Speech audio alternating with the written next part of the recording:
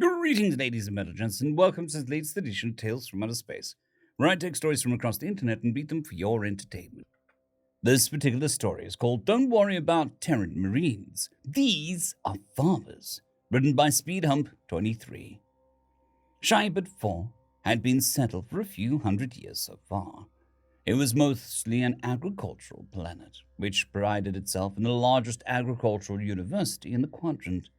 Species would come from all over to learn better ways to farm, from cropping techniques to maintenance of equipment.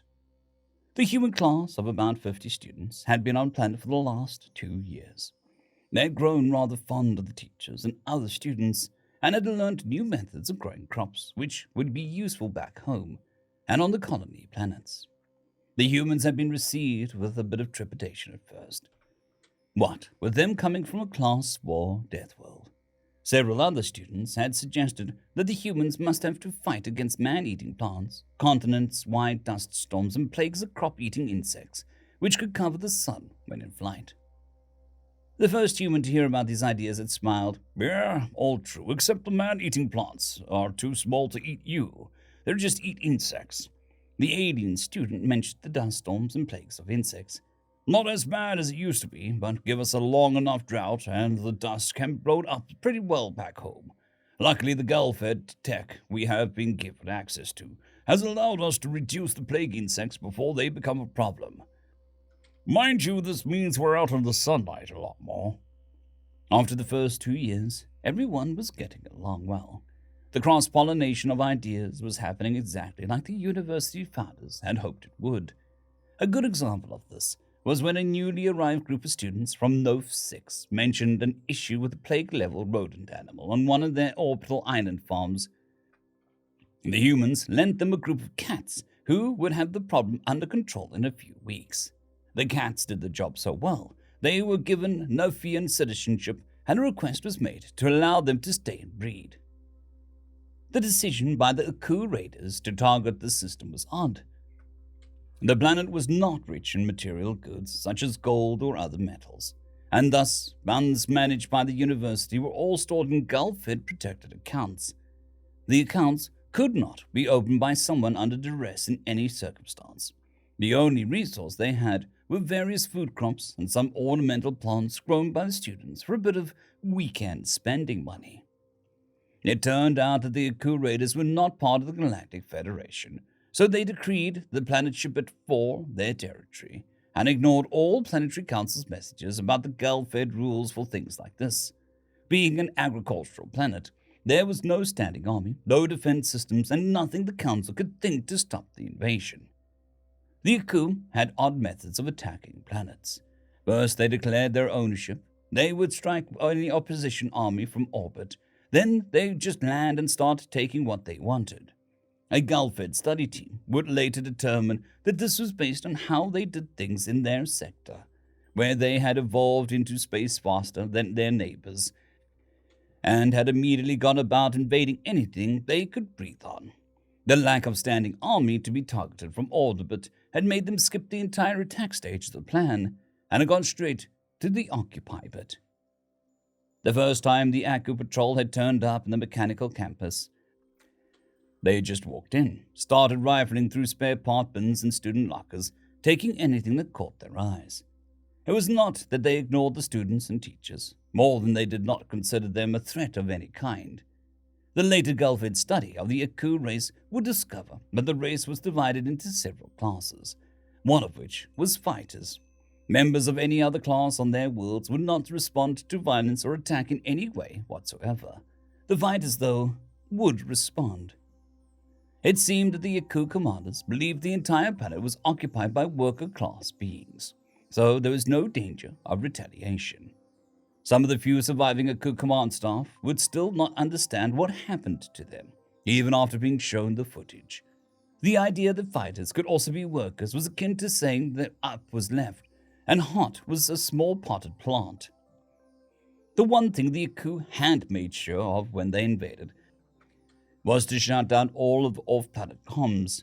No messages had got out about the invasion, so no help would be coming in any time soon. The students and the locals may have just ignored the Aku as a minor pest, except that they had an annoying habit of stealing things which caught their attention. From refined metals or plastic to all the blue-colored tables from the university cafeteria. Unfortunately, seeing this as the main color of the uni was blue, this meant all of the tables were taken.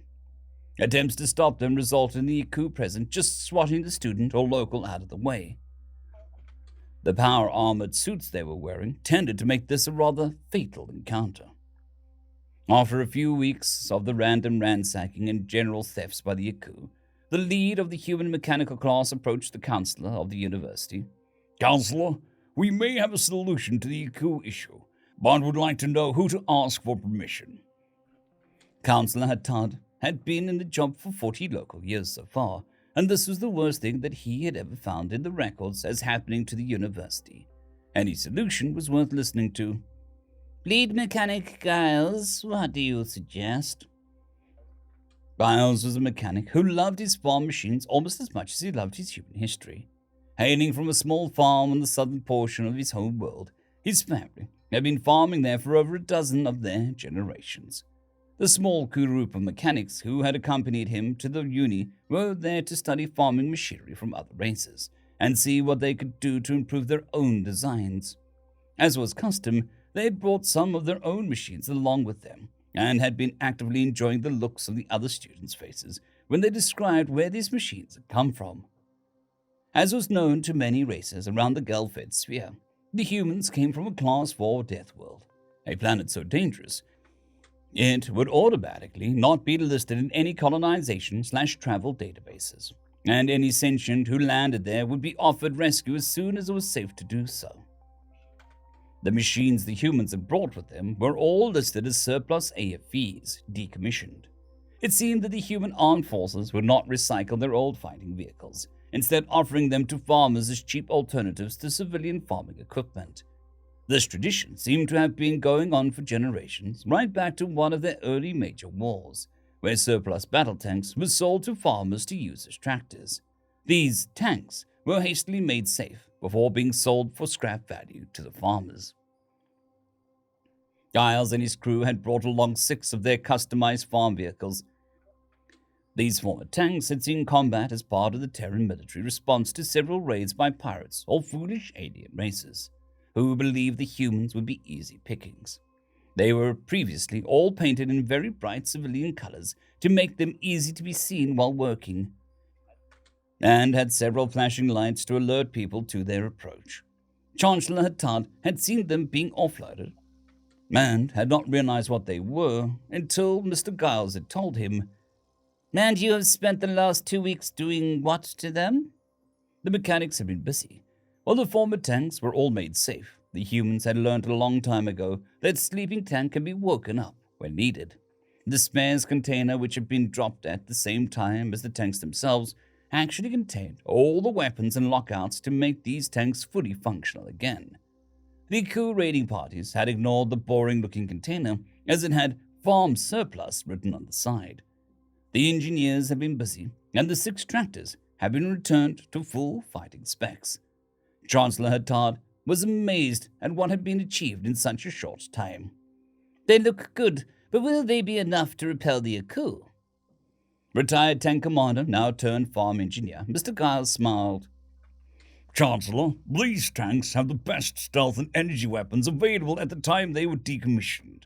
The AI inside them, their armor, and their defensive weapons make them almost impervious to the technology displayed so far by the Aku, and we can be at their landing spot in under a few days.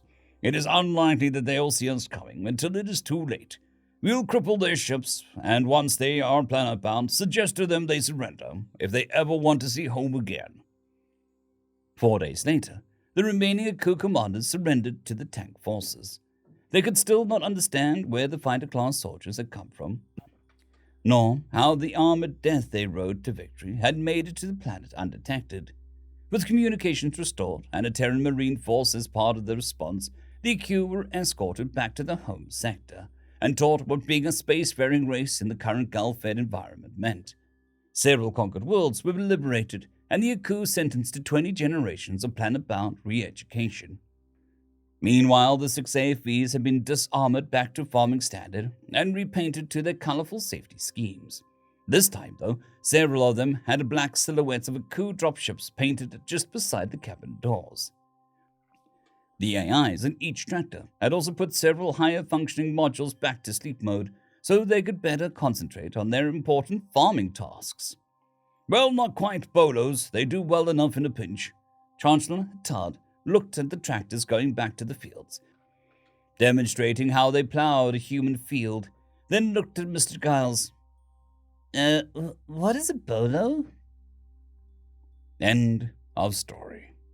I'd quickly like to thank the T5 peeps: Cold War Boomerwaffen, Severin Cerberus, Bushmaster 177, Henry the Red, Caspar Arnholtz, Cold War Boomerwaffen, Elijah Silvercross, Dragzoon WRE, and Severin Cerberus. Thank you very much.